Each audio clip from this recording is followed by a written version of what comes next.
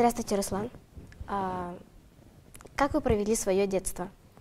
Ну, детство у меня было, наверное, как у всех. То есть это дача летом, да, на каникулах, ну и, соответственно, город, школа зимой, осенью, весной.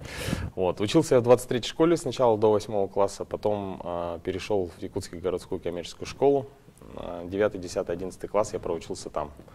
Ну, в принципе, всегда во все учебные года, конечно, старался быть отличником, но был твердым хорошистом. А думали ли в детстве, что вы свяжете свою жизнь с творчеством? Ну, в детстве не было таких планов, да, то есть, тем более, где-то в детстве я был вообще такой скромный человек, то есть я боялся там даже спросить, ну, грубо говоря, очередь в парикмахерскую, да, ну, вот. А потом, вот, когда перешел в другую школу, в Якутскую городскую коммерческую школу, там у нас был педагог свободного времени, Инна Николаевна Франкфурт, она такой очень позитивный человек, да, она нас как-то объединила, я вошел в эту команду, и там вот как-то начал раскрываться с творческой стороны. Но, тем не менее, наверное, допустим, в 1 классе я пошел в музыкальную школу, но проучился там всего 1,5 года. А вот, получается, уже в 9 классе в этой школе там был такой у нас синтезатор, я как-то начал вспоминать это все, да, то есть, ну, как-то стало интересно. Может быть, все равно, соответственно, какой-то фундамент был заложен, который потом немножко так как бы раскрылся со временем. После окончания школы куда вы поступили? По окончанию школы я поступил в Якутский государственный университет, факультет иностранных языков. Вот. Я по специальности учитель английского языка и литературы. Какие любимые и нелюбимые предметы в школе у вас были? Ну, нелюбимых предметов как таковых, мне кажется, не было. Я как-то, как сказать, везде, в принципе, успевал, да, то есть на твердую 4. По любимым предметам, скорее всего, было черчение, физкультура и труд. Вот, ну, такие основные. Когда вы связали свою жизнь с творчеством? Это было заложено, вот, как я говорил, в 9 классе. Начинали с внутришкольных мероприятий. У нас проходили разные мероприятия. Параскева пятница, такая ярмарка, да, интересная, там дискотеки. Потом были у нас целые сценки готовили, да, то есть сама школа, сама по себе, она была на тот момент достаточно новая, ну, то есть она буквально, по-моему, когда я в 9 класс поступил, 11-классники, только вот первый выпуск, ну, 3 года, грубо говоря, они выпустились перед нами. Вот, и все ребята там, все, ну, практически все, кто учился в школе, были все такие позитивные, как-то школа, причем была, это сейчас она уже, ну, так как такая фундаментальная в плане постройки, да, то есть там уже, в принципе, все достаточно хорошо, а мы, например, в 9 классе, помню, учились, приходили такую еще в ремонтируемую, что ли, школу, то есть мы в классах сидели там, грубо говоря, в пуховиках, то есть, ну, было так прохладно, да, то есть, ну, такие были условия, но, тем не менее, все было очень интересно, и как-то меня вот это все затянуло, то есть, в плане была и учеба, да, то есть она, в принципе, хорошо успевал, и еще занимался внеклассной работой, то есть готовили сценки, мероприятия, ярмарки.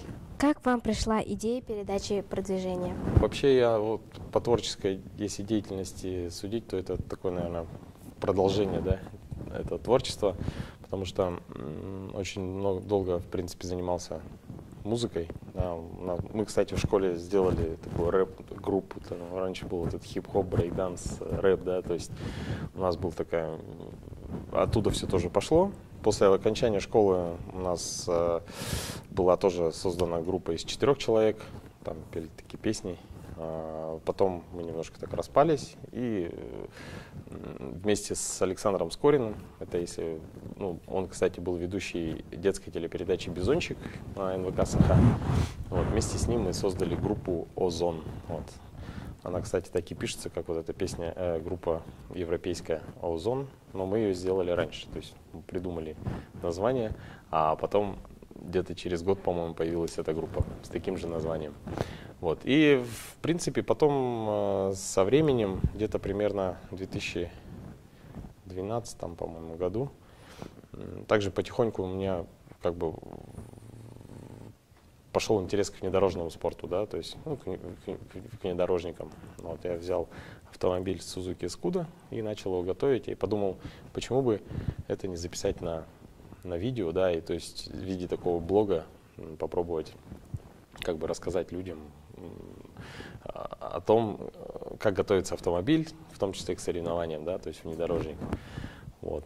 Ну, в принципе, сейчас я смотрю, конечно, можно было много поменять, но мне кажется, если так, допустим, вот у вас есть видеостудия, да, если у тебя есть какие-то, например, у человека начинания, то не надо бояться там комментариев или еще чего-то, потому что в любой сфере есть профессионалы, да, которые вот прям четко все знают, а есть люди, которые об этой сфере вообще ничего не знают, да, то есть, в принципе, я был из того числа, что начинающий такой джипер, да, по внедорожному спорту, отношения вообще как бы не имел, вот, и сам как бы на своем опыте там все вот эти минусы, плюсы как бы выявлял.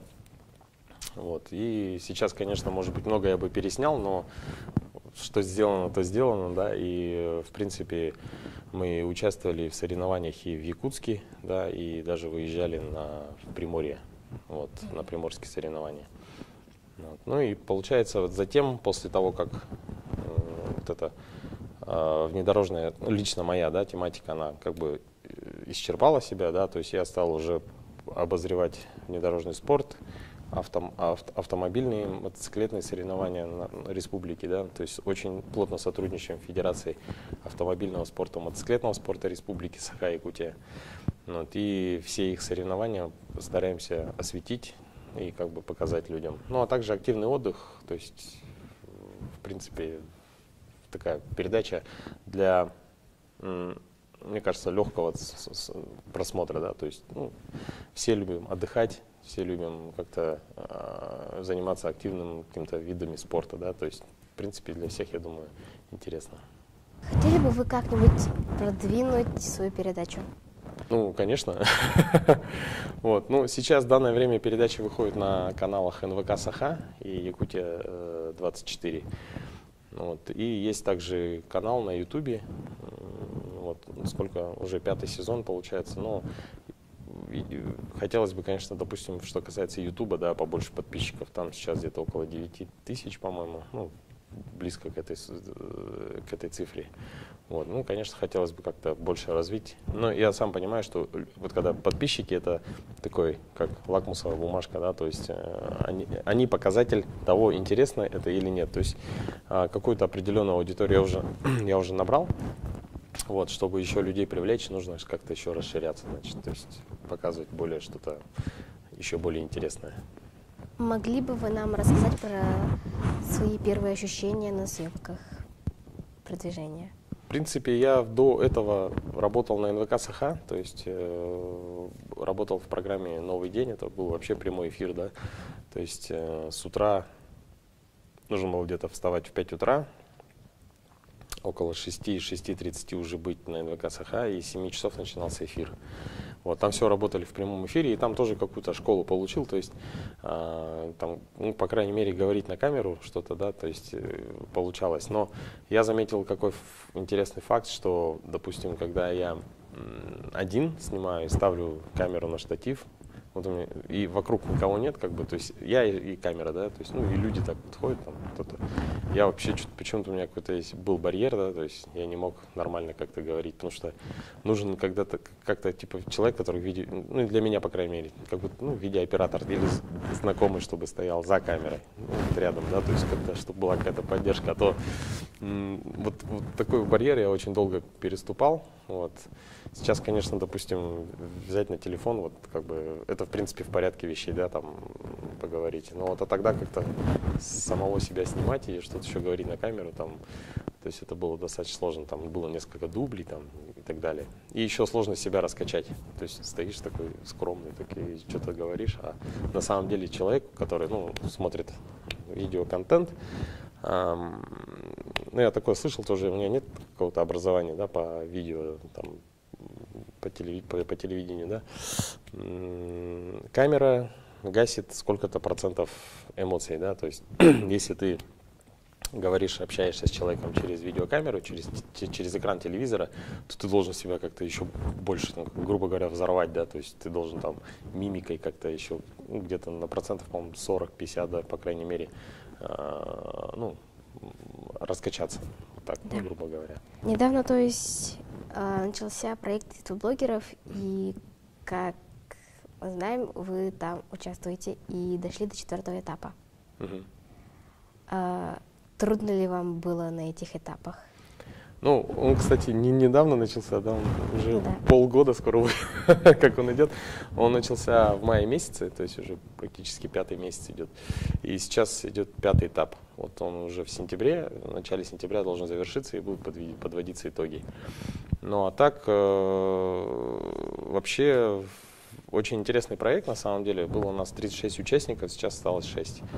Вот, и на каждом этапе были интересные задания, в том числе, допустим, по крайней мере для себя, я нисколько не жалею, что как бы участвую в этом проекте, потому что он дал мне, ну, грубо говоря, новые вектора развития, да, то есть я, грубо говоря, например, на первом этапе вообще научился рисовать мультики, да, то есть делать мультики, анимировать персонажей там, ну, понятно, что это как бы не рукой делается, ну, программным обеспечением, но тем не менее, вот, и, кстати, было это так вынуждено, да, потому что я взял интервью, должен был выложить, ну, смонтировать материал и выложить уже в сеть.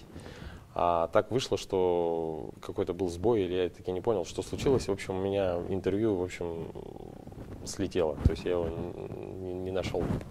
И пришлось быстро, срочно что-то менять, и вот как-то освоил вот мультипликацию. Ну, это, например, да, то, что касается видеосъемки. А так, в принципе, общение с людьми, да, то есть интересно, как-то ближе познакомился с самой структурой городских служб, да, то есть у нас очень каждый этап, грубо говоря, мы знакомимся с интересными какими-то специальностями. Ну, по крайней мере, вот я недавно, буквально на этой неделе, был в роли электромонтера компании «Якутскэнерго», городские, центральные электрические сети, да, вот. У них очень много подразделений, поэтому, ну, было очень интересно. То есть мне выдали униформу полностью, как они, в принципе, ходят, да. Было, ну, я бы не сказал, что сильно жарко, 25 градусов, по-моему, было днем.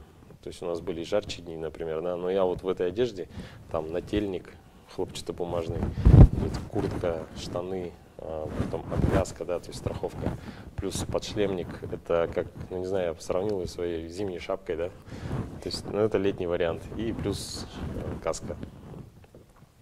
каска еще с забралом, перчатки, соответственно, то есть весь полностью укутан электромонтер, и он, в принципе, выполняет свою работу, то есть подключает, ну, там, устраняет какие-то неполадки и так далее, то есть целыми днями они вот так вот работают, в дождь, в снег, в жару, в зной, в холод. Это очень интересно. Обрели ли вы на проекте себе новых друзей?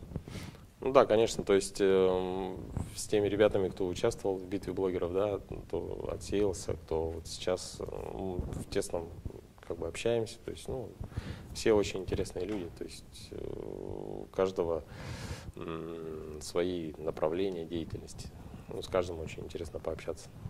Какая самая большая перемена в вашей жизни произошла? Так, ну, может быть, достаточно вот интересная перемена, вот когда я начал заниматься именно видеосъемкой, да, то есть с передачей продвижения. То есть я был, как, грубо говоря, исполнителем песен, да, ну, песен, да, плюс был ведущим мероприятий. Еще, кстати, работал на основной работе.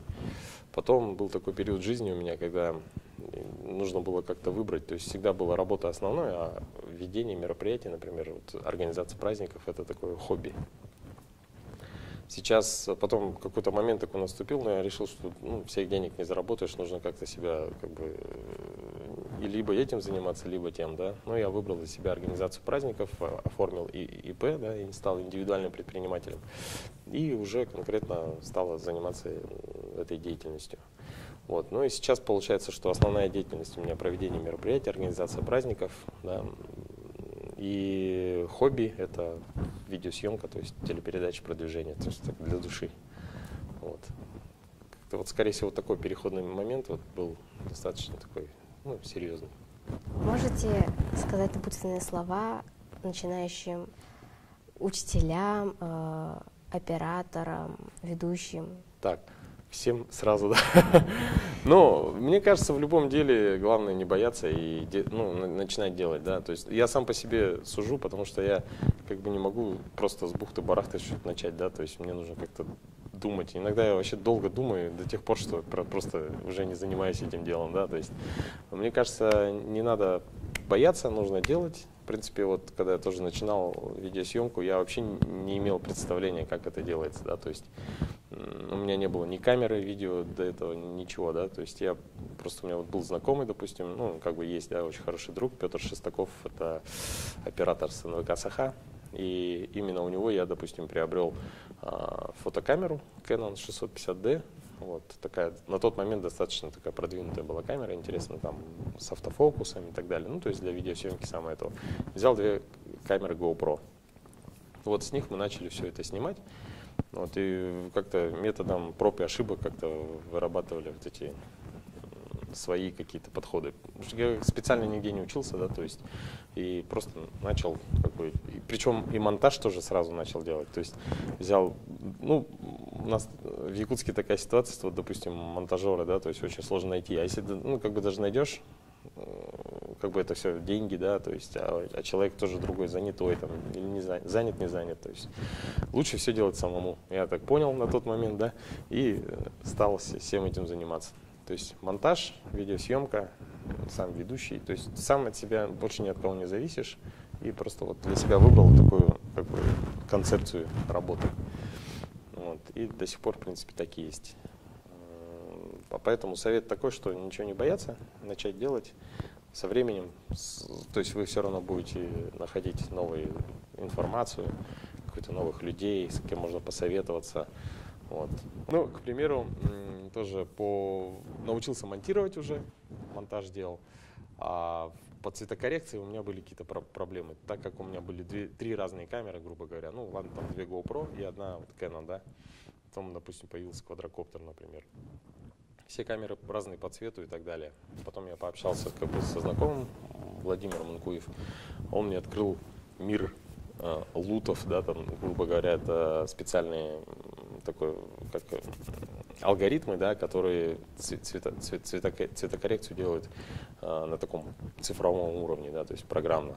То есть могут, ну, там можно чудеса делать, там, киноэффекты, там, допустим, да, делать какие-то, можно порезче, да, там, она более качественная, чем обычная цветокоррекция в видеоредакторах. То есть я как-то это для себя открыл, ну и вот сейчас стараюсь как-то, ну, цветокором тоже работать. То есть всегда есть время с кем-то пообщаться, поговорить, узнать новую информацию. Спасибо за интервью. Ждем вас в следующий раз. И небольшой подарок от нашей медиа-студии. Серьезно? Спасибо. Спасибо огромное. Спасибо. Вам тоже хотелось бы пожелать удачи. Я вообще, кстати, был сегодня очень приятно удивлен, да, меня вот сделали экскурсию. Очень интересно, у вас видеостудия есть. То есть вот вам хотелось бы пожелать удачи. Огромное спасибо. Вот сейчас все прям как по-настоящему на НВК Саха, только операторы и ведущие моложе гораздо. Вот. Ну, всем пока, всем привет, и ученикам 2-й школы учитесь, учитесь, еще раз учитесь.